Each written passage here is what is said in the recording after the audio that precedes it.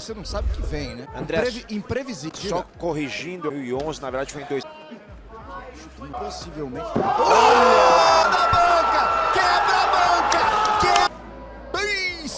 Bem na boca. Foi um jab mesmo, ele trocou de base. Pessoal,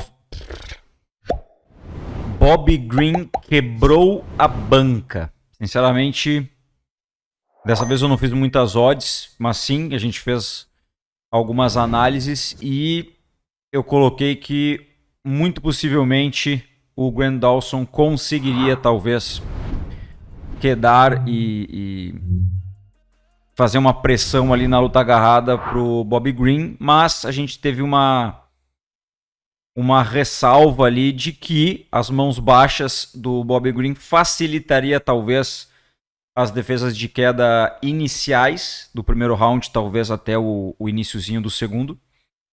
Mas realmente, cara, dessa vez eu fui influenciado pela disparidade nas odds, porque tava pagando 4 para a vitória do Bobby Green e tava pagando 1.2 para a vitória do Grant Dawson.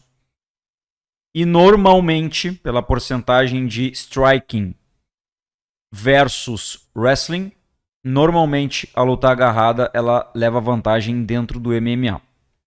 Eu tô colocando normalmente. Se eu falar normalmente, o normal pode ser 60-40. Então, mas eu acho que eu aprendi algumas coisas dentro desse UFC para fazer as próximas análises. Primeiramente, não colocando como uma verdade absoluta, não normalizando que a luta agarrada vence o striking. A gente acertou, por exemplo, do Shannon Malley dizendo que ele iria nocautear com um golpe, com um contragolpe, né, caminhando para trás e tal, que teria uma possibilidade muito grande. Deveria ter acreditado um pouco mais no Bobby Green e ter visto que a luta do Dawson não é o wrestling de mais alto nível da categoria. Mas sim que a luta de boxe, principalmente as mãos do Bobby Green baixas, velozes, com a distância extremamente bem cadenciada e adaptada para o MMA. Ele tem isso como um alto nível, sim. E, cara, não fazer análise de luta olhando as odds antes de dar a minha opinião. Antes de eu fazer a minha própria análise. E aí eu estava, nesses tempos aí, vendo gringos.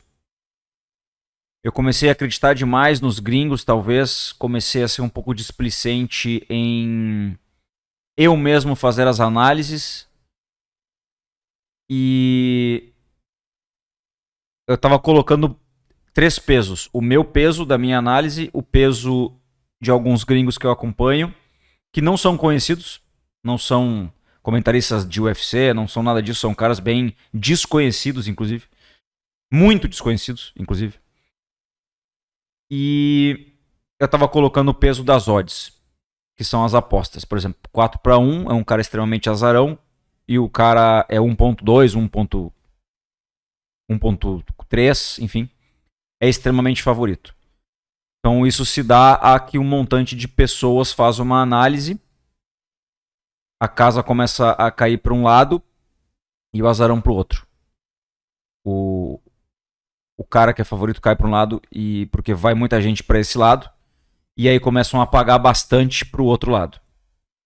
Eu acredito que às vezes a casa pode fazer algum trabalho proposital, isso é uma teoria minha, de entregar muito assim, pô, vou apostar 1.3, vou apostar no favorito. O cara é muito favorito. Mas talvez a casa faça um trabalho assim para vir muita gente apostar no favorito que talvez não seja. E então isso gera uma tendência, gera um deslocamento de opiniões aí que é curioso, na minha visão, né? É curioso. E eu acho que eu aprendi algumas coisas para o próximo UFC e a gente vai ver se isso vai dar certo. Eu não vou ver odds, eu não vou ver a análise de ninguém, que eu acho que são boas, mas não vou ver dessa vez, pro próximo UFC que vai ter agora. E aí a gente vai fazer um teste aqui real nosso de todos os combates para ver como que as coisas vão transcorrer.